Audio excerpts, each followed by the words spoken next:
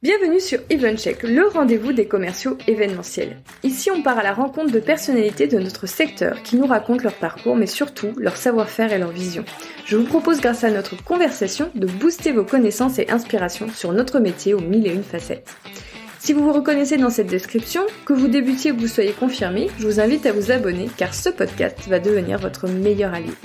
Ce podcast est rendu possible par BookingCheck, l'event management software que j'ai lancé pour permettre aux commerciaux événementiels de s'équiper d'une boîte à outils moderne et performante pour libérer le potentiel de leur établissement. BookingCheck est le logiciel que j'aurais rêvé avoir pour gagner beaucoup de temps, vendre mieux et plus et structurer mon activité. Si vous souhaitez en savoir plus, rendez-vous sur bookingcheck.com. Et en attendant, bon épisode! Bonjour Maxime! Bonjour Clémence! Bienvenue sur EventCheck et merci de te joindre à moi. Comment vas-tu? Écoute, ça va très bien. Ravi d'être avec toi pour parler événementiel, hôtellerie et tous ces sujets qui nous passionnent. Oui, en tant que deux podcasteurs en plus, c'est très rare. Je me demande si c'est pas la première fois. Ouais. Je réfléchis, mais je crois que tu es le premier podcasteur que j'ai sur EventCheck. Donc, génial. Ça s'annonce incroyable. Ravi d'avoir la primeur. Donc, du coup, tu es le fondateur d'Hospitality Insiders. Est-ce que tu nous expliques, avant qu'on parle de Hospitality Insiders, est-ce que tu nous expliques un peu ton parcours? Bien sûr, oui. Moi, j'aime bien dire tout simplement que je suis hôtelier. C'est encore aujourd'hui comme ça que je me définis, comme ça que je me reconnais. Le titre que j'utilise souvent, c'est artisan hôtelier, mais je reviendrai là-dessus tout à l'heure. Et du coup, mon parcours, il est très typique, classique hôtelier, avec une école hôtelière dès l'âge de un peu moins de 15 ans, bac technologique hôtelier, BTS hôtelier, licence master en revenu management, marketing management hôtelier. Donc j'ai vraiment fait d'abord des études très techniques, technologiques, puis élargi un peu parce qu'en fait, assez jeune finalement, j'étais prêt à aller sur le terrain et mes parents m'ont dit non, t'es trop jeune, prends le temps de faire un petit peu des études. Du coup, j'ai rajouté quelques couches. Et à l'issue de ça... Tes parents étaient dans le secteur ou pas du tout? J'ai personne. Alors ça, c'est un mystère de ma vie. C'est que y a des images de moi en train de faire de la restauration sur un buffet inventé à l'âge de 8 ans ou 10 ans chez mes grands-parents en train de servir tout le monde, demander à mon frère de se mettre en pâtisserie imaginaire et de faire la cuisine. Mais personne dans ma famille qui fait du service. J'ai une famille de chercheurs, de mathématiciens et de scientifiques. Donc vraiment rien à voir. Ah oui, rien à voir. Non, mais c'est marrant qu'il t'ait dit continue, va pas tout de suite sur le terrain, parce que ne venant pas du secteur, ils auraient pu dire bah oui, mais il faut d'abord... En fait, je pense qu'il y a plusieurs choses. La première, c'est que si je suis allé en école hôtelière, la passion, elle est pas forcément évidente à 14 ans. C'est difficile de savoir qu'est-ce qui nous motive. Ouais. Moi, ce qui a fait, c'est que j'étais très mauvais avec le système classique scolaire. Ouais. Donc, je menaçais de redoubler chaque année. J'étais pas du tout intéressé par ce qui se passait. À tel point qu'il a fallu m'orienter. Et à force de voir des conseils d'orientation plus ou moins bons, il y en a un meilleur que les autres qui m'a dit, tiens, il faudrait que tu fasses l'école hôtelière. Et du coup, je me souviens très bien, et ma mère me le raconte encore, du jour où je suis rentré à la maison, moi qui depuis 3-4 ans disais j'arrêterai l'école à 16 ans, le plus tôt possible, le premier CAP, je me lance dans la vie pro. Et je lui dis, regarde maman, j'ai une école hôtelière là qui s'appelle Grenoble, l'école hôtelière Lesdiguières, et qui propose un cursus jusqu'au bac. Et regarde, si je veux après, j'ai même des débouchés, je peux aller jusqu'en licence master. T'imagines la joie de ma mère de dire, attends, mon fils, il y a 3 semaines, il me parlait d'arrêter à 16 ans. Là, il me parle d'un master, on va déjà y aller avec le bac techno. Et à la fin de ce fameux bac techno, puis BTS, en fait, ils m'ont dit, mais pourquoi pas aller jusqu'à cette licence master, puisque t'aimes ce que tu fais. Oui. Et il y avait une très bonne licence dans un IAE à Chambéry, l'IAE Savoie-Mont-Blanc, qui existait. Oui. En fait, pour être complètement franc, ce qui m'a beaucoup séduit dans ce parcours, c'est que il me proposait de faire 2 Erasmus, donc 6 mois en Erasmus en licence, ce que j'ai fait à Dublin, et l'année suivante en master, ce que j'ai fait à Barcelone. Okay. Donc, ce qui fait que sur 3 ans de licence puis master, j'ai passé plus d'1 année à l'étranger, et la dernière année de master avec plus de 6 mois de stage. Donc finalement, j'ai passé assez peu de temps à Chambéry en licence et master, mais c'était très intéressant. Et du coup, à l'issue de ça, je me retrouve avec un niveau bac plus 5 et 3-4 diplômes hôteliers. Pas mal d'expérience aussi entre les stages les saisons d'été où je travaillais, etc. Et j'avais vite compris que ce qui m'intéressait, c'était l'hôtellerie de luxe et palace. Et tu vas voir que c'est ça qui va définir un peu la suite de ma carrière. Mon stage de fin de master, je le fais du coup au Royal Monceau. Oui. On est en 2013. Le Royal Monceau, il a rouvert 2 ans plus tôt, je crois. Alors, pour préciser, pour ceux qui connaissent pas, le Royal Monceau, c'est un hôtel de luxe à Paris. Donc, C'est ça. Vous cherchez Exactement. Paris, il va ressortir tout de suite. Ouais, Ok. tout à fait. C'est une belle référence d'hôtel parisien qui avait été en travaux pas mal d'années. Ouais, surtout à la réouverture. C'était vraiment un hôtel Absolument. qui faisait du bruit parce que ils avaient repensé tout le design. Enfin, Ça a été designé par Philippe Stark, qu'on Ouais. entend beaucoup dans l'hôtellerie et l'hôtellerie de luxe. Voilà, un très grand nom. Et donc, extrêmement intéressant pour moi, à savoir que ce stage, je l'ai fait en finance, parce Ok. qu'en fait, j'avais justement un cursus très opérationnel, une spécialisation en revenu management, et il me manquait la finance et la comptabilité comme corde à mon arc. Et tout simplement, je me suis dit, je préfère faire ça en stage que devoir en faire mon métier. J'ai jamais envie de faire de la compta, mais j'ai envie de comprendre. Donc j'ai rajouté ça. À l'issue de ce stage qui s'est très bien passé, on m'a proposé le poste en finance, en income audit, comme ils appellent ça dans le jargon. Et là, j'ai répondu exactement ce que j'avais dit au début de mon stage, que j'en ferais pas un métier. Par contre, je leur ai demandé s'ils avaient un poste dans les opérations en tant que réceptionniste, qu'ils n'avaient pas. Et du coup, c'est là où ma carrière CDI a commencé. J'ai trouvé un poste de réceptionniste, concierge. Puis j'ai guetté une ouverture d'hôtel que j'attendais impatiemment du Peninsula Paris également. On m'entendait parler depuis 1 ou 2 ans à Paris, ça commence à faire grand bruit avec des travaux.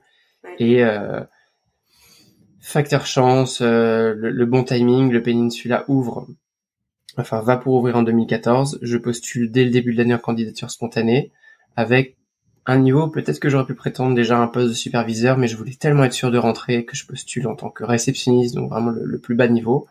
Et là, bon, je pourrais parler des heures de cette ouverture, mais il faut imaginer un hôtel où il y a 600 employés, où on a fait un recrutement. J'étais dans une journée de recrutement où je crois il y a 500 ou 600 entretiens qui ont été faits la même journée pour sélectionner les candidats. Et j'ai fait partie de cette section-là. Et le jour de l'intégration, donc on est en juillet 2014, on est 300 employés à faire notre journée d'intégration en même temps. Donc t'as un hôtel qui ouvre ses portes, non pas aux clients mais juste aux collaborateurs, et 300 personnes qui commencent, qui débarquent. Et là il faut former tout le monde. Des chambres qui étaient même pas terminées, il n'y a pas de lit, aucune procédure, rien. Et on nous dit maintenant il est temps de tout construire de zéro. Et ainsi a commencé ma carrière, à continuer ma carrière, mais avec une case ouverture. Et j'ai passé 5 ans au Peninsula à gravir les échelons de jour comme de nuit, toujours sur la partie accueil et hébergement, qui est vraiment la partie que je préfère parce que c'est un petit peu le centre névralgique de l'hôtel, c'est le terme qu'on utilise tout le temps, mais c'est assez vrai. C'est là où toute l'information transite, ça j'aimais beaucoup. Ouais. C'est aussi là qu'on gère les plaintes, j'adorais les plaintes. Moi, guest relation. Exactement, les postes de duty manager, donc voilà, tout ce qui est un levier d'expérience client en fait transite par la réception. Et très rapidement, moi je me suis rendu compte que c'est ça qui me plaisait. Et aussi c'est un métier où on peut évoluer assez rapidement, ce qui m'est arrivé. Notamment parce que c'était une ouverture et que du coup il y avait beaucoup de roulement, qu'il n'y a pas d'ancienneté. Mais c'est contrairement à par exemple la conciergerie, donc tes auditeurs connaissent peut-être voilà, les concierges clés d'or, oui. Où là c'est des postes où on reste très très longtemps concierge avant de prendre un poste, une promotion. Quand on est de l'autre côté en tant que réceptionniste, il y a beaucoup plus de roulement, il y a beaucoup plus de postes et d'opportunités. Et en fait c'est un ascenseur pour aller vers des postes de management, puis de direction. Donc c'était ça qui me motivait. Et j'ai passé un peu plus de 5 ans là-bas, jusqu'à me faire débaucher tout simplement pour aller prendre un poste de chef de service dans un autre hôtel qui s'appelle l'hôtel de Berry. Et voilà, là autre opportunité, un hôtel qui venait d'ouvrir depuis 6 mois. Ils étaient intéressés du coup par mon expérience d'ouverture. Moi, ce qui me plaisait, c'était un nouveau challenge, d'être enfin chef de département avec tout ce que ça pouvait représenter. Sur quelle partie, chef de département? Toujours sur la réception, chef de réception. Et surtout avec un très gros challenge, c'est que l'hôtel de Berry faisait partie du groupe Marriott. Donc Marriott, c'est le leader mondial de l'hôtellerie de luxe. Ils ont 7000 hôtels dans le monde. Et en fait, ils venaient de racheter un autre groupe, Starwood, qui était donc à l'époque un des plus gros groupes hôteliers aussi du monde. Donc c'était la fusion de deux géants. Et moi, je me retrouve 6 mois après l'ouverture de cet hôtel qui avait ouvert sous Starwood pour migrer sous Marriott. D'accord. Et donc, il a fallu que je gère toute la transition, changement de process, les logiciels, etc. Donc, je te cache pas que c'était en plus du challenge managérial, c'était une vraie complexité technologique, beaucoup de formations, de nouveaux apprentissages.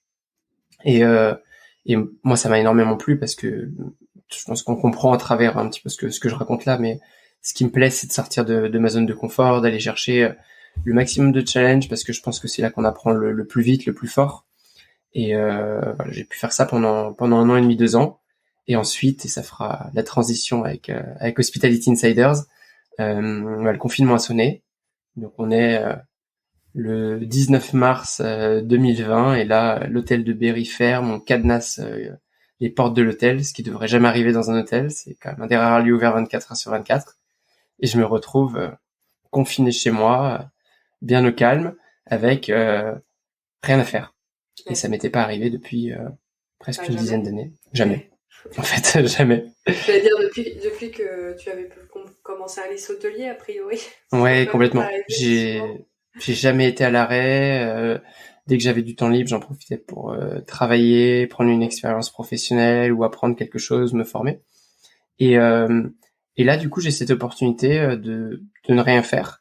Et en fait, c'était surtout l'occasion de mûrir quelque chose qui commençait à me trotter dans la tête. Au début, c'était pas aussi clair que ça, qui était de faire du conseil et de la formation. Et c'est ainsi qu'Hospitality Insiders est né. Au début, c'était vraiment un side project de personnes confinées. J'avais l'objectif de retourner à l'hôtel de Berry 2 mois après, une fois que le confinement serait terminé. Et en fait, l'hôtel a été fermé pendant 1 an et demi. Donc j'ai eu 1 an et demi pour développer vraiment ce projet d'Hospitality Insiders, de définir qu'est-ce que j'ai envie de créer et de chercher aussi mon ikigai. Je sais pas si tu as déjà entendu parler de ce terme. L'ikigai, c'est un terme japonais et dans mes lectures de confinement, je découvre ça. Et en fait, c'est un terme qui va à la croisée des chemins entre ce que tu aimes, donc ce qui est un petit peu ta passion, ce que tu sais faire, tes compétences, ce que tu vaux aussi, donc c'est-à-dire un petit peu ce dont le monde a besoin, et ce pourquoi tu peux te faire rémunérer. Et au croisement de ces 4 cercles, il y a l'ikigai qui ressort. C'est très simplifié, ce que je viens de dire. Si les personnes intéressées, il y a des livres là-dessus. Mais moi, j'ai écrit noir sur blanc. Mon ikigai, c'est du conseil et de la formation en management hôtelier de luxe. Et on est le 14 avril 2020, je m'en souviens très bien parce que c'était la Saint-Maxime et qu'on est juste 3 semaines après le début du confinement. Et là, je pose du coup les statuts et les valeurs de ce qui allait être ensuite ma société. Et dans ces valeurs, j'écris la transmission. Et là, tu vas voir encore... Enfin, c'est plein de pièces de puzzle qui vont s'assembler. Et la transmission, c'est quelque chose qui était essentiel. Puisqu'aujourd'hui, Hospitality Insiders, c'est donc bien une société de conseil et formation. Donc, je m'adresse à des hôteliers, principalement. Concrètement, les hôtels comme l'hôtel de Berry, par exemple, ou le Peninsula, dans lesquels je travaillais, mais je vais accompagner les dirigeants ou former les équipes opérationnelles à l'excellence de service, l'accueil, la gestion de plaintes, la vente additionnelle, tous les sujets un peu cruciaux qu'on peut retrouver dans une expérience de service. Mais je travaille également avec des entreprises non hôtelières et étonnamment, très rapidement, c'est celles qui m'ont contacté parce qu'en fait, ils voyaient du potentiel dans l'hôtellerie de luxe et ils avaient envie de s'inspirer de ça. Donc, je te donne des exemples, des hôtes et hôtesses d'accueil dans des aéroports pour les lounges VIP qui ont besoin de former leur personnel sur de l'événementiel, typiquement, ça va te concerner. Également des maisons et châteaux d'hôtes. On a des personnes qui ont besoin, qui ouvrent un château d'hôtes, ce sont pas du tout des hôteliers, ils ont jamais fait ça de leur vie, ils le font comme ils feraient une petite maison d'hôtes, ils ont besoin d'être coachés, d'être accompagnés au code du luxe. Ça aussi, c'est quelque chose que je vais faire. Donc ça, c'est vraiment le côté entreprise. Après, il y a le panel école. Et là, la transmission, elle s'applique d'autant plus. C'est que je voulais vraiment partager avec les étudiants d'école hôtelière et école de commerce, qui sont mes 2 cibles principales, un peu les types de contenus et leur transmettre la passion, comme moi, on a pu me la transmettre quand j'ai commencé ce métier. Et ce que je reprochais souvent en école, notamment en fac, c'est que j'avais des professeurs très théoriques et ça manquait de pratique. Et moi, tu l'as compris, je suis quelqu'un de terrain, donc j'avais besoin de ce côté terrain. Et j'adore être en école et parler de terrain à des étudiants, à travers de la théorie certes, mais quand même de leur parler de mon expérience et de voir que vraiment un peu la lumière dans leurs yeux, de voir cette passion qui s'anime et de me dire qu'en fait je suis en train de transmettre aux futurs professionnels qu'on va retrouver dans ce métier. Ouais. Et pour continuer de partager du contenu et de leur donner un maximum d'éléments, j'ai créé un podcast. Encore une fois, une autre pièce du puzzle qui vient s'ajouter tout doucement. Le podcast, il s'appelle Hospitality Insiders, tout simplement, comme l'entreprise. Et c'est le contenu, un petit peu le grand format classique, c'est une interview comme on est en train de faire, dans laquelle je vais à la rencontre d'invités passionnants, des CEO de boîtes, mais aussi une chef pâtissière, un sommelier, pour parler de leur parcours, de leur vision de l'excellence de service, de leadership, de management, d'entrepreneuriat, tous les sujets que j'adore. Et en fait, je me dis, c'est le contenu gratuit que moi j'aurais aimé avoir il y a 15 ans quand j'ai commencé ce métier, où je savais pas vraiment si c'est là-dedans que je devais aller. Et les étudiants ou futurs étudiants d'école hôtelière qui puissent écouter ça et se dire ah ouais, c'est ça que j'ai envie de faire. Et en fait, on peut se mettre dans les oreilles 1 heure d'interview avec un grand CEO d'une super boîte et se dire ouais, j'ai vraiment envie de ressembler à ça, ou au contraire, ça m'intéresse pas du tout. Voilà un petit peu comment la genèse du projet. Et aujourd'hui, évidemment, l'hôtel de Berry, j'y suis jamais retourné, puisque Hospitality Insiders d'un side project est devenu un projet à temps plein, à part entière. Et là, maintenant, c'est vraiment ce qui m'anime à plein temps. Et je vais essayer de faire grandir ça et de pouvoir rayonner au maximum à l'aide notamment de ce que je viens de te raconter, le podcast, les réseaux, etc. Et de pouvoir partager et mes valeurs et cette expérience opérationnelle aux personnes qui en ont besoin et essayer de les accompagner dans leur projet. Superbe. Mais écoute, c'est tout ce qu'on te souhaite. Ouais. Je fais une petite transition et donc c'est juste pour dire aux auditeurs, il y en a peut-être qui ont compris dans ce que disait Maxime que en effet, moi je viens un petit peu, alors pas du même côté de l'hôtel que Maxime, mais je viens de l'hôtellerie aussi. J'y ai passé beaucoup de temps. Et en effet, on a cet apprentissage de l'excellence de service et souvent quand on travaille dans des hôtels de luxe et des palaces, on a une sensibilité en tant qu'employé à ces termes-là. C'est quelque chose qui nous tient à cœur et je trouve que l'événementiel en fait partie, même si c'est moins officiellement dit, mais il y a toute cette notion de service très poussée, de plus en plus poussée même, je dirais, dans l'événementiel pur, même des lieux qui ne font que ça. C'est vraiment une part de leur comment je pourrais dire ça, quand ils vont se vendre et quand ils vont vouloir se mettre en lumière face à des clients potentiels, le service va faire partie d'une de leurs arguments de vente, d'une de leurs forces. Et donc c'est pour ça que je me suis dit superbe, Maxime va venir nous parler de tout ça pour tous ceux qui se disent tiens, faudrait peut-être qu'on soit un petit peu plus au fait de ce qu'on peut mettre en place, de ce qu'on peut améliorer, de ce qu'on peut imaginer aussi tout simplement, parce que Bien comme sûr. tu le disais sur des lieux de charme que tu peux accompagner, qui sont pas forcément des gens du secteur, et donc c'est pas forcément évident quand on n'a pas baigné dedans depuis sa jeune vie d'adulte ou même d'adolescent, parce que moi c'est comme toi, j'ai baigné dedans depuis très très très longtemps. Et donc c'est un peu c'est inné, mais quand on débarque dedans, c'est pas forcément voilà. Donc c'est juste pour faire la transition pour dire Complètement, on va vraiment parler de ça avec Maxime aujourd'hui, c'est pour ça qu'il est avec nous. J'ai juste une dernière question pour finir sur Hospitality Insiders, parce qu'il y en a peut-être qui vont se le demander du coup. Comment ça se passe un accompagnement dans les grandes lignes? C'est quoi le process entre je pense que j'ai peut-être un besoin jusqu'à ce que tu sois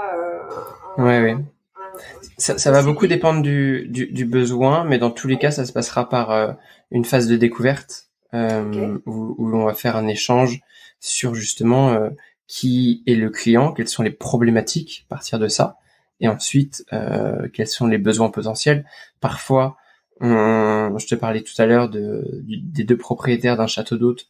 Bon, là en fait, est-ce que un coaching individuel va suffire à les mettre dans les dispositions, voilà, pour savoir accueillir? Est-ce que il faut designer complètement toutes les signatures de service, créer des procédures pour eux d'accueil, former peut-être du personnel s'ils vont en avoir, faire un accompagnement beaucoup plus complet. Est-ce qu'ils ont juste besoin peut-être de quelques templates d'email et autres? Ça peut être très très large en fonction vraiment des besoins clientèle. Quand c'est des entreprises plus structurées, type hôtel, là eux arrivent avec, généralement ils ont un cahier des charges un peu plus strict sur lequel ils disent voilà, on veut une formation gestion de plainte sur 2 jours, on a tel budget et là on va répondre donc à leurs besoins et adapter. Mais moi je pars toujours de voilà, qui est le client, quelles sont ses problématiques, c'est quoi son quotidien, comment est-ce qu'il le gère et comment est-ce qu'on peut améliorer et transformer ce quotidien, après voir en fonction quelle offre je peux proposer. Est-ce que c'est du conseil, est-ce que donc conseil accompagnement, est-ce que c'est de la formation, est-ce qu'il va y avoir du coaching, et ensuite de proposer quelque chose qui soit le plus complet possible en fonction des envies, en fonction bien sûr du budget et aussi du temps alloué. C'est une grosse problématique chez l'hôtelier, c'est il est tout le temps sur le terrain. Je le disais tout à l'heure, l'hôtel il est toujours ouvert et c'est très difficile. Un exemple simple, hein, une équipe de 10 personnes en réception, j'ai forcément au moins toujours une personne à l'accueil. Il n'y a pas un moment où on n'est pas sur un supermarché, il n'y a pas un moment où l'hôtel est fermé. Donc comment est-ce que je peux former les 10 collaborateurs? Je peux pas le faire en une seule fois. Donc soit je leur donne un contenu en amont, peut-être vidéo, soit je viens, je fais une demi-journée avec une équipe, une demi-journée avec l'autre et je reviens. Tu vois, il y a vraiment plein de schémas possibles et du coup plein d'offres possibles par rapport aux besoins du client, mais toujours cette même logique de on propose quelque chose qui soit du 100% sur mesure ou au moins du semi sur mesure, si on peut le dire comme ça, une offre qui répond à un besoin client. Ok. Non, je me disais, ça donne un peu de contexte à quelqu'un qui s'intéresse au fait de collaborer avec toi sur comment ça se passe. Ouais. Alors, toi, tu parles beaucoup dans tes contenus, justement, et dans ta façon de te présenter. Il y a des mots-clés qui reviennent beaucoup, que j'aimerais bien qu'on définisse un peu. Notamment, tu parles beaucoup d'artisans hôteliers. Ça, c'est un truc au début, tu nous as dit, je vais revenir dessus. On va revenir dessus. Et le luxe expérientiel aussi. Tu utilises ce terme bien précis de luxe expérientiel. Et j'aimerais bien qu'on le définisse aussi ensemble. Ok. Commencer par artisan hôtelier. Allez, je commence par artisan hôtelier. Artisan hôtelier, c'est un titre par lequel je me présente. En fait, ça permet de vraiment bien indiquer ce qu'on fait. En fait, le problème dans l'hôtellerie, c'est que c'est extrêmement vaste. On parle d'industrie hôtelière. Je déteste ce terme d'industrie. Mettre industrie et hôtelier derrière, pour moi, c'est complètement antinomique. Quand tu me parles d'industrie hôtelière, je vois une très grosse chaîne, je vois des hôtels standardisés dans lesquels il n'y a pas d'âme. C'est absolument ce que je n'ai jamais fait et tout ce que je déteste dans ces métiers. Ce qui se fait quasiment plus, en fait. Ouais, et encore, on le retrouve quand même dans des grands groupes. Tu vois, j'ai travaillé pour Marriott dans des marques assez personnalisées, mais ils ont aussi d'autres marques beaucoup plus standardisées. Et là, je m'amuse pas du tout parce que je trouve que voilà, on est parfois trop structuré, même si ça a tendance à s'assouplir au point qu'on laisse pas du tout la place à l'humain et à la personnalisation. Et à travers ce terme artisan, j'aime bien prendre l'exemple de l'ébéniste. L'ébéniste, c'est un artisan. Tu lui donnes 10 morceaux de bois, il va tailler 10 morceaux de bois, mais il y aura pas 10 copies exactes. Il va à chaque fois personnaliser, il va mettre un petit peu de son âme et finalement de son expérience. Et c'est aussi par des coups sur le bois répétés. Et cette notion, elle est très importante, la répétition. C'est-à-dire qu'en fait, en ayant répété des dizaines et des centaines de fois les mêmes mouvements, c'est comme ça que l'ébéniste, il vient développer son art. Et l'artisan hôtelier, en ayant travaillé des centaines d'heures avec des clients, en ayant peaufiné son art, en ayant travaillé sa capacité à transformer une expérience client, gérer une plainte, être capable de transmettre de l'émotion, c'est de sublimer un moment d'expérience. C'est comme ça qui développe ses compétences et qui devient un artisan. Donc du coup, et tout à l'heure quand je te présentais ce que je faisais auprès de mes clients, tu as compris aussi, il n'y a pas une offre classique qui répond à tout le monde.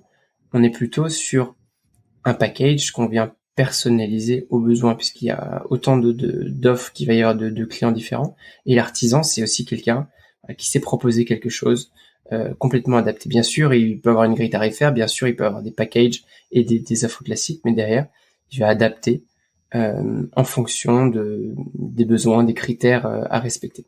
Donc toute cette notion-là, je vais rebondir sur ce que tu dis, Maxime, parce que ça, attention, c'est un sujet sensible dans l'événementiel, où tout le monde me dit je fais du sur-mesure et en fait personne n'en fait, parce que c'est juste qu'ils vont aller chercher dans leur grille tarifaire le petit déjeuner, au lieu de faire 2-3 offres qui permettent aux clients de se projeter, pas et tu étais justement en train de parler de ça. Être organisé, ça veut pas dire qu'on peut pas faire du sur-mesure. Au contraire. Bien sûr, oui, absolument. Plus on est organisé, que oui, on a une grille tarifaire pour les chambres, etc. Et dans notre cas de l'événementiel, pour des forfaits en journée ou des réunions, plus après ça vous laisse du temps et de la place pour écouter le client, pour comprendre son besoin, en quoi ça sort de la demande classique et comment est-ce qu'on l'adapte. Mais ne confondez pas le fait d'organiser des structures avec le fait de standardiser. S'organiser, c'est pas forcément standardiser. S'organiser, c'est permettre aussi à vos équipes et à vous-même de vous donner du temps pour la personnalisation sur mesure aux clients. Oui, absolument. Voilà. Merci de me soutenir. Mais ce sont des très bonnes notions que tu signales là, et complètement. Et voilà, l'artisan hôtelier, comme tout artisan, il doit être capable d'écouter son client, d'écouter ses besoins et de transposer ça à travers son art en un produit ou un service. En l'occurrence, dans mon cas, c'est plus un service hôtelier sur mesure ou sur semi-mesure. Ce qu'on disait tout à l'heure, j'utilise des packages ou des choses que j'ai déjà utilisées. Ensuite, je vais personnaliser par rapport à vraiment le besoin de mon client. Mais ce que je fais pour le client A, je pourrais peut-être pas le reproduire à l'identique sur le client B. Il y aura forcément d'autres critères parce que le contexte n'est pas le même, le client n'est pas non plus le même. Donc, c'est très difficile de reproduire à l'identique. Voilà la différence entre l'artisan hôtelier et l'industriel hôtelier, si je peux le dire comme ça. Et j'aime beaucoup appuyer là-dessus. Et ça met aussi en valeur l'humain. L'humain, c'est ce qu'on va retrouver dans un de mes autres sujets de prédilection, du coup, qui est le luxe expérientiel. Alors là, pour le coup, le luxe expérientiel, c'est plus vaste, plus marketing. On est luxe expérientiel, c'est un terme qui vient du marketing expérientiel. On est 100% sur du marketing. Et j'ai fait une conférence là-dessus, une conférence TEDx qui est retrouvable si tes auditeurs sont intéressés, où j'essaye de en lien sur le descriptif de l'épisode. Ouais, avec plus qu'à cliquer. C'est ça, avec plaisir. En fait, le luxe expérientiel, la façon dont je le raconte en tout cas, j'essaie de l'incarner à travers des exemples de clients qui vivent une expérience d'hôtel dans un palace et à travers les yeux du réceptionniste, pour vraiment qu'on se rende compte. En fait, qu'est-ce que c'est ? C'est un parcours client. C'est un parcours client dans lequel il y a, comme dans tout parcours, diverses étapes dans lequel le client va rencontrer un produit qui est l'hôtel, du personnel qui vient donner une âme, une énergie et des compétences, et tout ça en se mélangeant va créer à travers ce service et ce produit une expérience hôtelière. Et puisqu'on est sur un positionnement très haut de gamme, on parle vraiment de luxe, et un luxe d'expérience, donc un luxe expérientiel dans lequel on va réussir à sublimer chaque instant du client. Donc, pour ça, du parcours client. Donc pour ça, il y a énormément d'éléments qui vont être importants. Un des éléments de connaissance client, connaissance de la data. Là, on est 100% marketing. Donc en amont, qui est notre client, d'où est-ce qu'il vient, quels peuvent être ses besoins, où est-ce qu'il a séjourné avant, qu'est-ce qu'il consomme comme contenu sur Instagram ou les autres réseaux que je vais pouvoir utiliser pour aller le surprendre. Pourquoi est-ce qu'il vient dans mon hôtel ? Est-ce que il vient pour un mariage? Est-ce qu'il vient pour affaires? Est-ce qu'il vient en famille pour fêter un anniversaire? Et en fonction de ce qu'il me dit et surtout de ce qu'il me dit pas, ce que j'arrive à percevoir entre les lignes, d'être capable de lui proposer quelque chose qui réponde à ses besoins et qui même le surprenne. Il y a toujours cette notion, on parle de l'effet waouh très souvent, cette notion un petit peu de surprise aussi, qui est importante dans une expérience de luxe, c'est d'être capable de créer la surprise, l'étonnement chez le client, l'étonnement positif en partant des éléments que je viens de citer, la connaissance du client, les éléments qu'il nous a donnés, et bien sûr l'expertise du personnel qu'on a à disposition. Donc par exemple, on sait que on a un et une mariée qui viennent pour célébrer un anniversaire de mariage. Bon, qu'est-ce qu'ils avaient? Est-ce qu'ils avaient peut-être une boisson fétiche, un cocktail spécial qu'ils ont servi à leurs invités le jour de leur mariage? Peut-être leur resservir cette boisson, c'est de procurer la recette. Et pourquoi pas la revisiter à travers le talent du barman, meilleur ouvrier de France, et leur faire un show comme ça. Pourquoi pas avoir le chef de cuisine qui vienne les rencontrer à table, et on connaît les allergies de monsieur, et lui présenter un plat spécialement fait sur mesure pour cette occasion. On va vraiment aller chercher le moindre détail, et là aussi c'est quelque chose d'essentiel dans le luxe expérientiel, que bien sûr tu pourras retrouver dans l'événementiel et dans toute expérience de service, d'aller chercher ce détail, de le travailler et de l'utiliser à bon escient pour surprendre, parce que tout est dans le détail. Cette bonne vieille expression, le diable se cache dans le détail, et c'est complètement vrai. Et c'est ça qui fait la différence entre une expérience bonne ou normale avec une expérience exceptionnelle. C'est la capacité à aller chercher le détail et le transformer, le sublimer en quelque chose d'exceptionnel et d'expérientiel. Voilà un peu pour et d'ailleurs, je vais juste continuer sur cette notion pour l'événementiel, parce que donc tu nous as donné un exemple très hôtelier, mais qui est très très très facilement transposable à l'événementiel. Quand tu disais il va y avoir en fait un parcours client qui va se faire entre la rencontre avec l'hôtel et les personnes au sein de l'hôtel par les clients. L'hôtel, vous dites que c'est le lieu événementiel, et les personnes au sein du lieu événementiel, ça va être toutes les personnes qui vont interagir avec le client pendant l'événement. Et ça marche, tout ce que vient de dire Maxime, changez juste les mots, ça marche pour vous à 100%. Mais d'ailleurs, on parle d'expérience hôtelière, mais plus largement, moi je parle d'une expérience d'accueil, parce qu'en fait là, elle est incarnée par un lieu qui est l'hôtel, mais ça pourrait être parfaitement incarné, ce que tu disais, c'est transposable par un lieu événementiel. Et d'ailleurs, dans les hôtels, il y a souvent des lieux événementiels dans lesquels on peut accueillir des séminaires, justement un mariage, une bar mitzvah, tout ce type d'événement peut être... Ce qui est très surprenant, parce que venant moi du côté plus commercial et événementiel de l'hôtel, donc moi j'ai passé plus de temps, on n'a pas les ressources data que vont avoir la réception sur le service événementiel. Alors on est vraiment au sein de la même entreprise. Donc c'est encore un service qui se développe sur sa connaissance client et sur son expérience client. Quand il parlait de data, c'est là où des outils comme BookingCheck sont intéressants, parce que ça va vous permettre de collecter tout ça, et ensuite de créer des attentions personnalisées par rapport aux clients. Ça, c'est lié à la qualification. Je répète des choses, Maxime, parce que c'est vraiment des notions qu'on voit complètement dans les podcasts et sur le blog. C'est des notions que je répète souvent, mais en fait, tout ce que tu viens d'expliquer, c'est des outils dont on a déjà parlé, où il y a des modèles dans mes articles gratuits, etc. Donc, il y a vraiment quand je dis qu'il y a des outils qui sont essentiels et qui touchent, qui vont vraiment, comme un algorithme, qui vont toucher ensuite énormément de points de votre activité. Voilà, on en a encore l'exemple.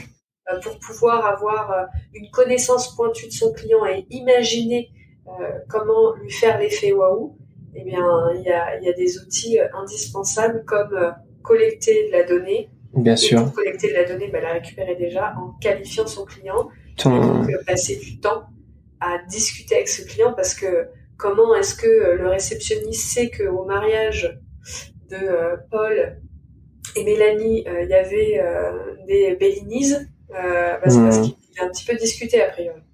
Bien sûr, oui, complètement. Voilà. Et c'est essentiel ce point. Nous on appelle ça un PMS dans l'hôtellerie ou un CMS pour la partie vraiment collecte de data.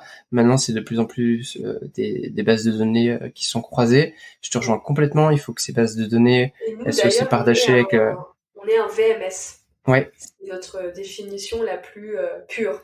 Alors, pour traduire, pour ceux qui connaissent pas tous ces termes, le PMS, c'est un Property Management System. C'est ça. Et ça va permettre à l'hôtelier de gérer toutes ses données clients et toute sa gestion opérationnelle des chambres, ce qui est gigantesque. Donc, ce sont des logiciels très complets.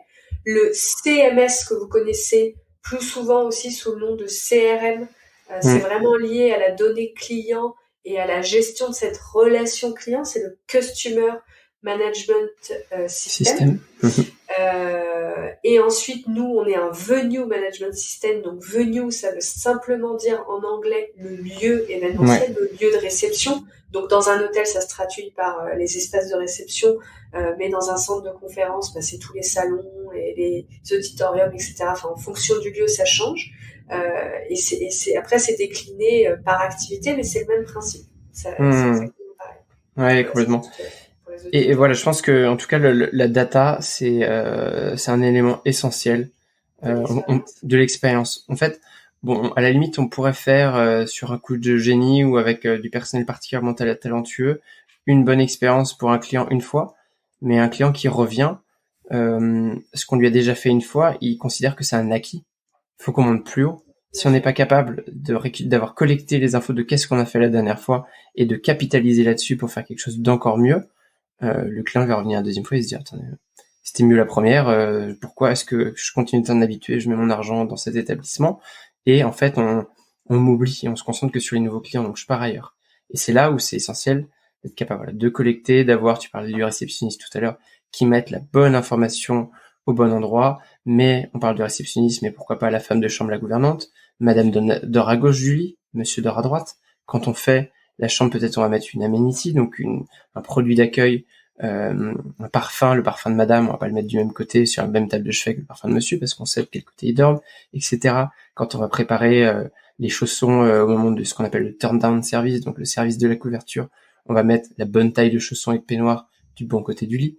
Tu vois, plein de détails comme ça, où si finalement personne n'intègre ces informations clés dans les outils à disposition, au bout d'un moment, on perd cette qualité-là. Donc vraiment essentiel pour aller créer l'expérience la plus complète possible. Tout à fait. Et j'allais continuer sur l'expérience. Oui, est-ce que sur la collecte, parce que j'étais concentrée sur ce que tu me disais, sur la collecte de données, je reviens un petit peu en arrière, est-ce que tu as des conseils pour aider les établissements à se processer pour aller de façon un peu récurrente collecter de la donnée ou comment parce que c'est pas toujours évident quand on l'a jamais fait. Bien sûr, je pense que alors déjà on vient de parler d'outils, le bon outil. Et là je suis pas là du tout, je vais pas faire de pub pour l'un ou l'autre, à vous de choisir par rapport à votre hôtel, vos besoins ou autres, mais choisissez le bon outil qui soit simple, fluide et qui soit adapté à vos utilisateurs, donc à vos collaborateurs, pour que eux puissent facilement l'appréhender. S'ils ne l'appréhendent pas correctement, ils l'utiliseront jamais. S'ils l'utilisent jamais, ils mettront pas de données dedans et derrière votre expérience client, elle est tout de suite dégradée. Et ensuite, c'est d'avoir des process de récupération des données, que ce soit au moment de la réservation, la personne qui prend la réservation ou qui les contrôle, d'être capable d'intégrer les données de réservation, les mettre dans un endroit spécifique du logiciel que je disais tout à l'heure. Est-ce qu'on sait pourquoi est-ce que le client vient? Si sur le site, parce que le client fait sa réservation sur le site web sans passer par l'hôtel, enfin, sans appeler l'hôtel, il n'a pas précisé pourquoi il vient, et on décroche son téléphone, on l'appelle, Madame, Monsieur, je sais que vous arrivez dans 7 jours, vous voulez s'assurer que votre séjour soit le mieux organisé possible. Est-ce qu'il y a une raison particulière qui motive votre venue dans notre établissement? Comment est-ce qu'on peut vous aider? Comment est-ce qu'on peut faire que votre expérience soit unique et exceptionnelle parmi nous? D'aller chercher cette info, ça peut être évidemment par email, après tous les canaux fonctionnent. Un client qui arrive... Je trouve quand même, Maxime, je sais pas ton ressenti là-dessus, mais le petit coup de fil, moi je trouve que ça reste quand même quelque chose qui crée un lien émotionnel. Ouais, complètement. Le client avec. Alors, il y en a plein qui me disent oui, mais ça prend un temps démentiel. Bah oui, mais Bien je sûr, pense qu'on en gagne beaucoup derrière parce bien que sûr. on a créé une relation, on a des réponses claires à des questions dont on a besoin aussi opérationnellement.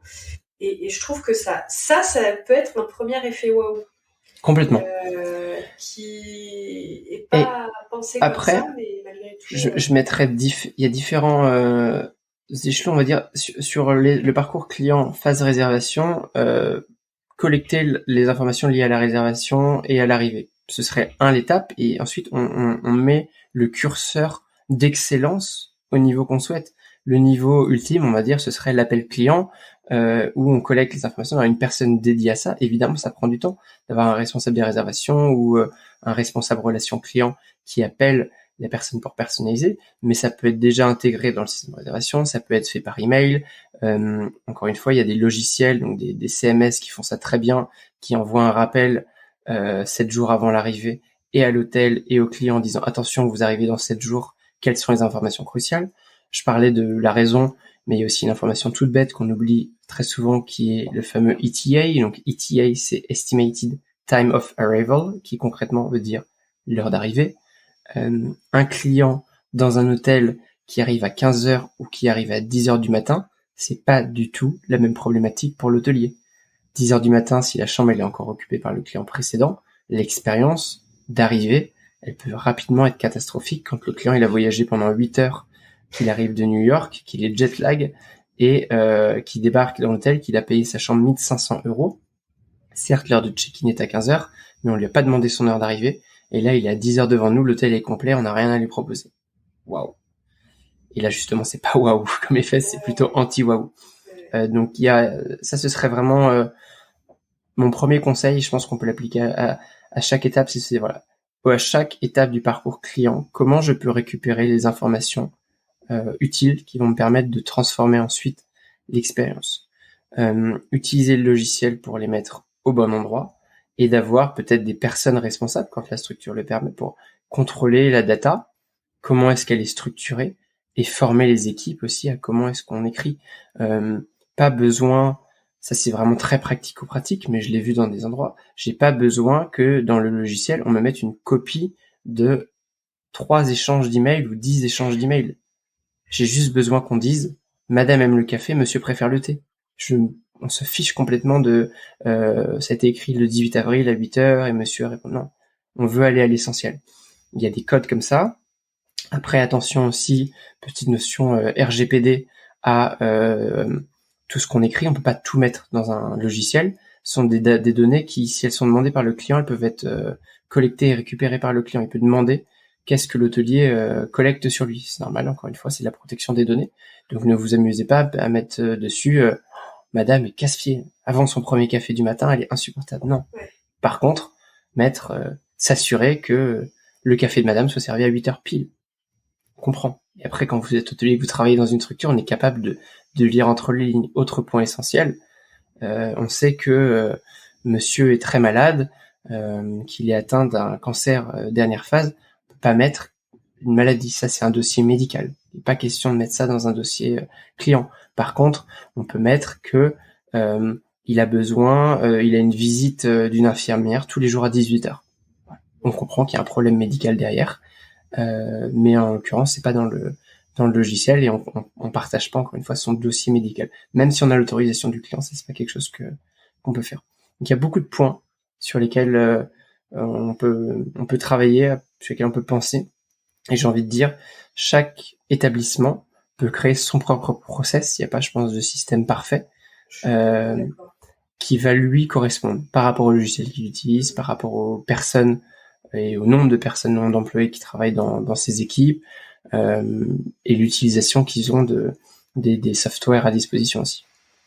Alors, la bonne nouvelle pour ceux qui nous écoutent et qui font de l'événementiel, il y aura peut-être aussi des hôteliers qui n'en font pas, qui vont nous écouter, mais pour ceux qui font de l'événementiel, c'est que tout ce que Maxime disait, faire un appel, etc., comme nous, dans l'événementiel, on ne gère pas autant de volume de réservations et de personnes parce qu'on a un organisateur qui est notre point de contact et qu'on a un volume plus restreint.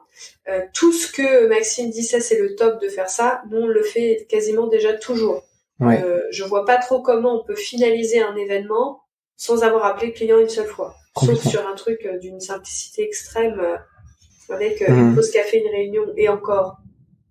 Généralement, il faut quand même appeler pour savoir s'il faut un vidéoprojecteur et tout un point. Donc la bonne nouvelle, c'est que vous avez des points de contact qui sont très réguliers, et donc vous pouvez appliquer du coup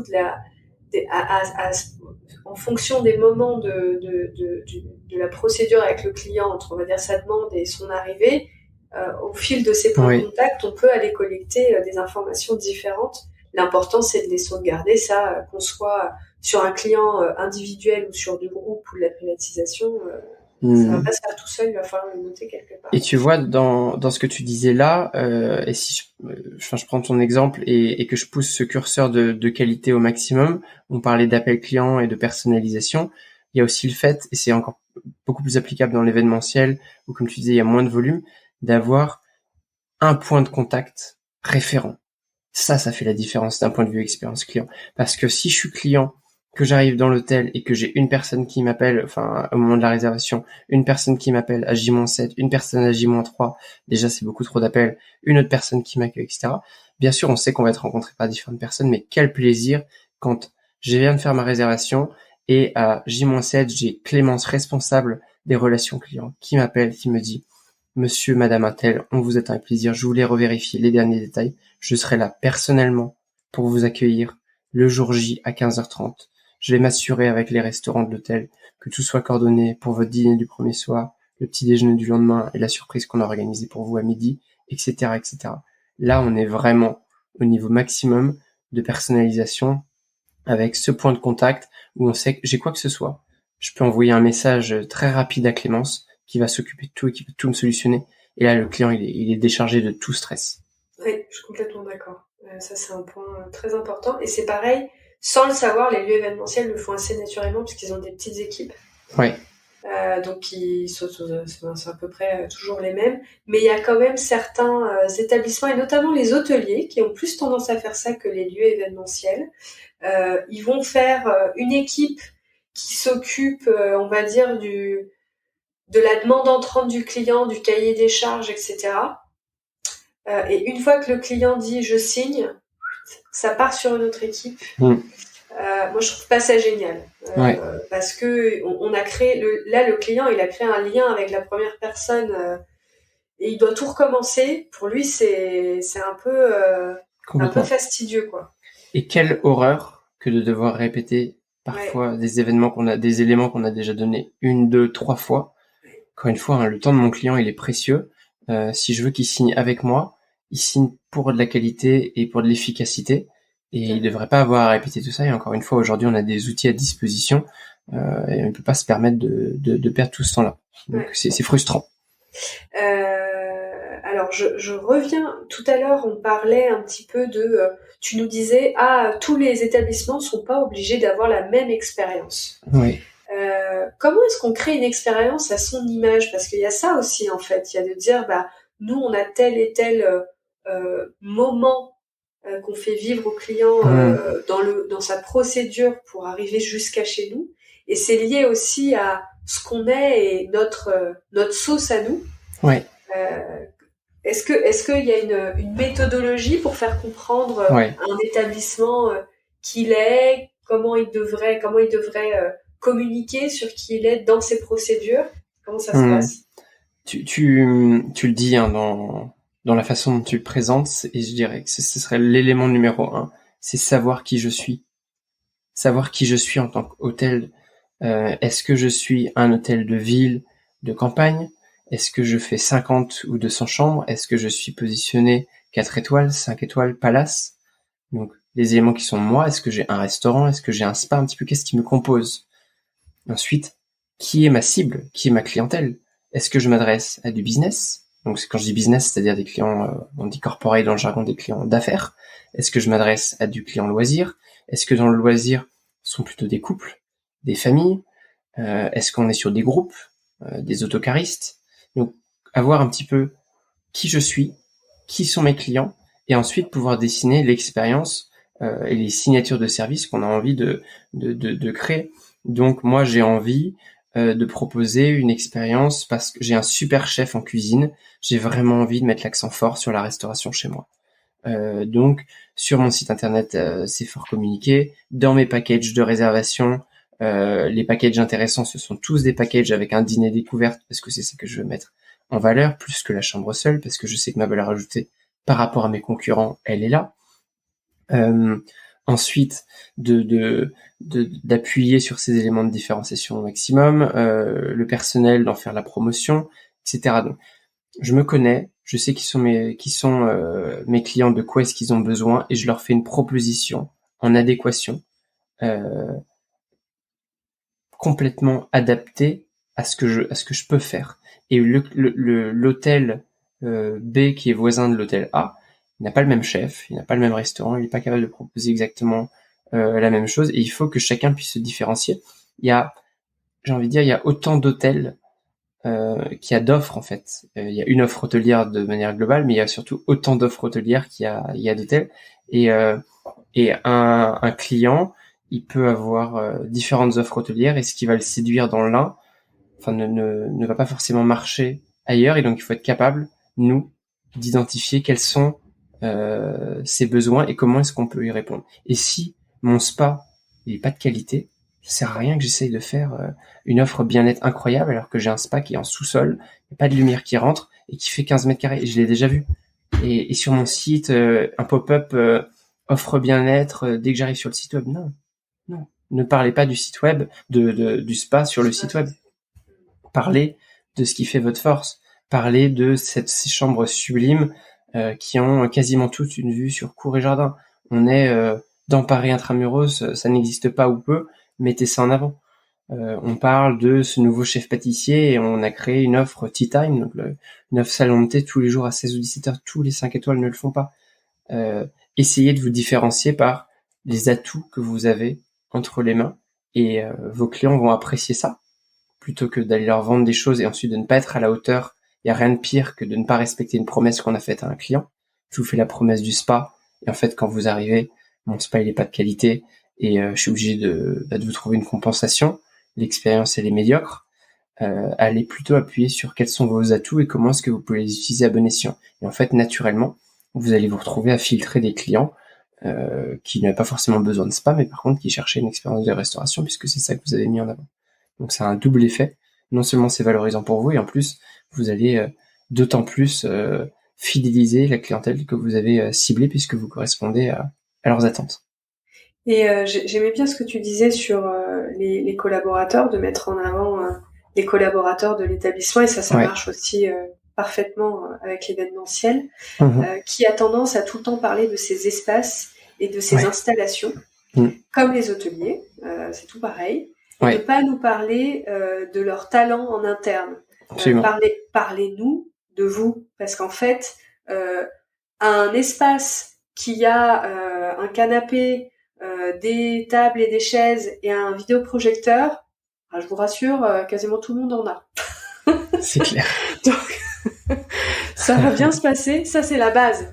Mais par contre, le fait que ce soit telle personne au service commercial qui s'occupe de toutes les demandes entrantes et qui a telle expérience et qui a tel talent, et que vous travaillez avec tel ou tel traiteur ou chef à domicile, ou qu'en interne vous ayez un talent particulier. Je pensais aussi, c'est un truc qu'on voit beaucoup dans la restauration et ça me faisait penser, si par exemple on a un lieu événementiel et qu'on veut mettre l'accent sur la food, c'est tout à fait la nourriture, pardon, c'est tout à fait possible aussi, parce que ça c'est un point qui peut être encore un fort atout de vente, parce que tous les lieux événementiels sont pas toujours très forts sur la partie nourriture, donc quand on l'est, c'est un gros atout, et c'est là où aussi on peut créer des petites expériences waouh. Moi je me souviens travailler chez Fauchon, mais pas pour le traiteur, pour les restaurants qui étaient au-dessus des magasins. Oui. Je commercialisais ces espaces, et quand on avait des événements, Généralement, on faisait un cadeau à tous les participants en sortie d'événement. On leur offrait un cône de mini madeleine qui n'était pas du tout commercialisé sur le restaurant. C'est pas un truc qui se faisait. Et en fait, nous, au magasin, on produisait énormément de mini-madeleines parce que ça se vendait en cône, etc. et que c'était au passage, donc on avait toujours du réassort. Ça avait pas un coût matière exponentiel, c'était pas un truc délirant. Et alors ça, par contre, les clients, ils adoraient. Ils adoraient. Donc on les faisait revenir sur les magasins parce qu'ils venaient avec leurs enfants pour chercher le code. On les faisait revenir dans le lieu événementiel parce que ils se disaient en fait on peut pousser tout ce petit côté pour faire des lancements de produits, on peut faire des stands à midi madeleine. Enfin, eux commençaient à imaginer des choses. Et en fait, l'un dans l'autre, on arrivait même à construire une offre plus poussée que ce qu'on aurait imaginé de base avec des midi madeleines. Donc il y a vraiment plein de petites choses que vous pouvez offrir ou mettre en avant auxquelles vous n'avez pas forcément réfléchi. Et j'allais dire, est-ce que tu conseilles beaucoup, toi, à tes clients de sortir de chez eux? Parce que j'ai l'impression parfois aussi que d'aller jouer le client, ça fait du bien. Parce qu'on a un peu la tête dans le guidon avec nos offres. Ouais. Je pense que, après, les hôteliers le font beaucoup, naturellement. On va beaucoup au restaurant, des hôtels peut-être moins, mais ouais. Mais d'aller voir un petit peu ce qui se fait aussi chez la concurrence, d'aller se nourrir de ça aussi. Et en fait, je pense que l'hôtelier et le restaurateur, c'est avant tout quelqu'un qui aime le service. Mais tu te veux dire dans ta vie personnelle ou est-ce que l'hôtel va financer le Non, dans la vie personnelle. Ah oui. Dans la vie personnelle. Je pense que c'est important de garder cette culture-là. Après, j'ai déjà vu des repas. On va l'équipe de direction, l'équipe commerciale, prendre le petit déjeuner dans tel établissement, ou avoir une enveloppe pour les concierges. Ça, c'est encore très spécifique pour qu'ils connaissent les restaurants, les dernières ouvertures de restaurants dans la ville, pour pouvoir ensuite les conseiller aux clients. Il y a différents formats, mais de manière générale, de toujours garder cette culture-là du service, d'être ouvert là-dessus, parce que c'est comme ça qu'on s'enrichit. Et l'idée, c'est toujours de se renouveler, de perpétuer l'expérience de service qu'on a envie de proposer. C'est pas quelque chose de figé, ça évolue. Je le disais tout à l'heure, il n'y a pas aussi une seule expérience, il y en a autant qu'il y a de clients et puis aussi autant qu'il y a de collaborateurs, puisque l'expérience fournie par Clément sera pas la même que celle par Maxime. Et ça, c'est important aussi de bien le mettre en avant. Tu disais tout à l'heure, valoriser les collaborateurs par leur travail et aussi eux, les impliquer dans cette expérience-là. Ça leur donnera d'autant plus de valeur et ça donnera d'autant plus de sens à ce qu'ils font au quotidien, leur quotidien de service, leur quotidien de métier. Personne n'a envie d'être un parmi X, qu'on soit client, qu'on soit collaborateur. Il faut qu'ils s'incarnent en fait dans leur mission et qui prennent d'autant plus de plaisir à faire ce qu'ils font.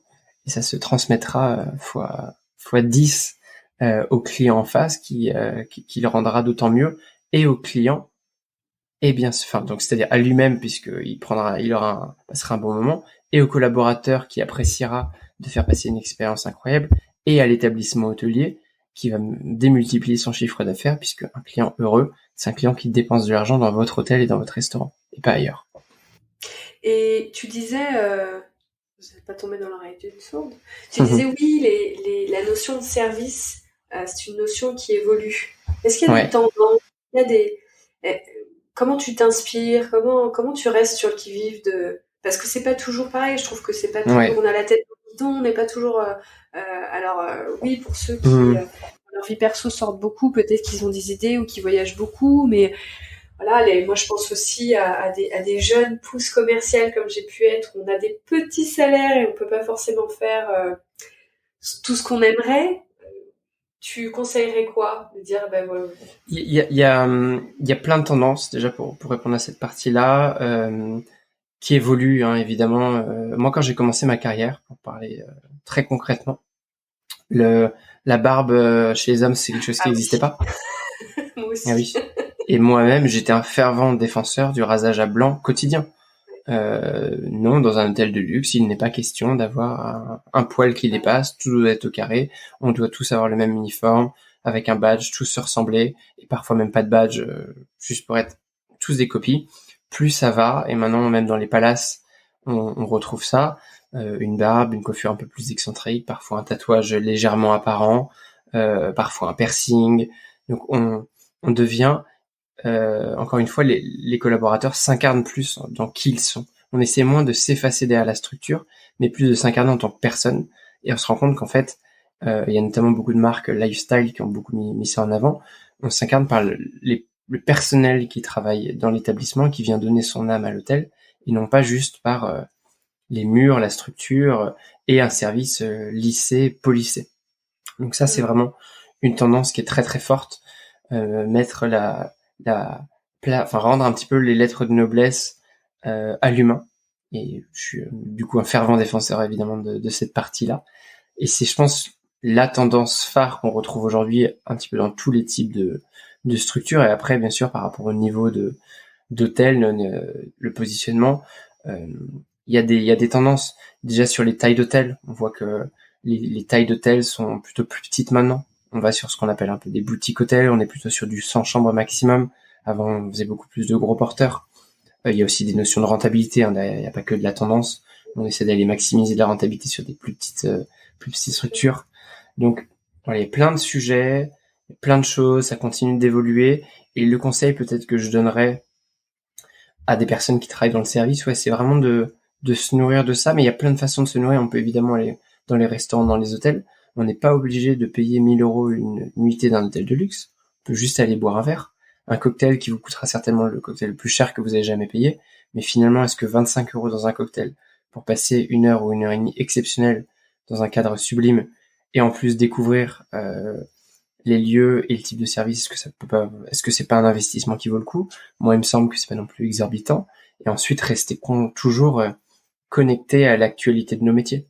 Donc, on a des journaux, des magazines spécialisés, on a... T'as des favoris, toi, Maxime, dans les médias? J'aime bien Hospitality On. Ils ont un abonnement qui est un peu cher, mais par contre, ils ont une chaîne YouTube qui marche très bien. J'aime bien suivre les actualités un petit peu du quotidien. J'ai rarement des articles de fond, mais des journaux des Palaces parce que c'est très ciblé sur mon secteur. J'aime bien le tourisme. Je viens de manger mon Tourmag, un peu plus des articles de fond aussi. Voilà, il y a différents sites, différents sujets par rapport à ceux à quoi je m'intéresse sur le moment. Voilà. Il y a Hospitality Insiders aussi qui fait un podcast. Au cas où. Au cas où. Non, mais plus sérieusement, l'idée c'est justement d'aller se nourrir de ça. Et typiquement, moi ce que j'ai créé, c'était aussi une réponse à ça, c'est que je m'étais étonné de pas avoir de contenu. Et je le disais tout à l'heure, c'était ma première grande valeur de transmission que je voulais aussi respecter, c'était de dire, en fait, il y a rien qui existe aujourd'hui sur nos métiers. Et moi, j'ai envie de comprendre qu'est-ce qui se passe dans la tête d'un CEO quand il est en train de créer une boîte, quand il gère un palace, qu'est-ce qui se passe dans la tête de telle ou telle personne, et de partager ce contenu au maximum à travers tous les médias qu'on a à disposition. J'ai le même vécu que toi, c'était complètement inaccessible d'avoir un café avec une grande tête même sur de l'hôtellerie nouvelle génération. C'est des gens qui sont très pris. Et puis, si tout le monde, j'imagine que si tout le monde leur donne un café, c'est compliqué. Et après, en tant que commercial, dans l'hôtellerie, pour s'inspirer, à part rencontrer des mentors et des gens qui voulaient passer du temps avec toi à t'apprendre, il n'y avait pas d'autre source, quoi. Ouais, absolument. Il n'y avait rien. Il y avait vraiment, j'ai vraiment le même vécu que toi là-dessus. Donc, bravo de faire partie de cette nouvelle génération. Qui a envie de donner aux autres. Je suis ravi que tu vois des profils comme toi ou moi moi je prends énormément de plaisir à faire ça en fait, à partager et quelle joie quand je vois des jeunes étudiants qui m'écrivent sur LinkedIn et qui me disent mais merci, ça m'a beaucoup éclairé, j'avais un doute sur ça, du coup je postule en école hôtelière l'année prochaine et là je me dis waouh, j'ai gagné. Là j'ai gagné un passionné à vie. Donc c'est super. Merci Maxime d'être venu sur Evencheck. C'était passionnant. De toute façon, on peut aller encore plus loin avec toi puisque on le disait il y a 2 secondes, tu crées aussi beaucoup de contenu. Ouais. Donc il y a le podcast, mais pas que. Tu fais aussi du blog. J'ai vu que tu avais des articles. Tu es aussi assez actif sur LinkedIn, donc ça vaut le coup de te suivre parce qu'il y a des posts réguliers sur des sujets différents. Tout à fait, oui. Ça permet aussi de voir les nouveaux podcasts qui sortent, parce que parfois, quand on a un peu d'abonnement à différents podcasts, on voit pas tout passer, donc ça permet de te suivre. Absolument. Est-ce qu'il y a d'autres choses que j'oublie? Le plus complet, c'est ma newsletter sur mon site hospitalityinsiders.net, puisque là, il y a tous les contenus que je crée, je les partage. Et il y a aussi ma sélection d'articles, justement. Tu parlais de ce que moi je lis. Je fais toutes les 2 semaines une sélection des 3 articles un petit peu favoris que j'ai aimé lire. Les gros titres, exactement. Donc c'est une bonne synthèse, je pense, pour quelqu'un qui s'intéresse à l'hôtellerie et à l'excellence de service. Voilà, dans la boîte mail, toutes les 2 semaines, j'ai une newsletter qui part. Magnifique. Merci encore. Je te dis merci à très vite de ton accueil. sur les ondes ou sur le web. Je pense qu'on va continuer à se croiser. Et puis, plein de bonnes choses pour Hospitality Insiders. Ouais, à bientôt. À bientôt.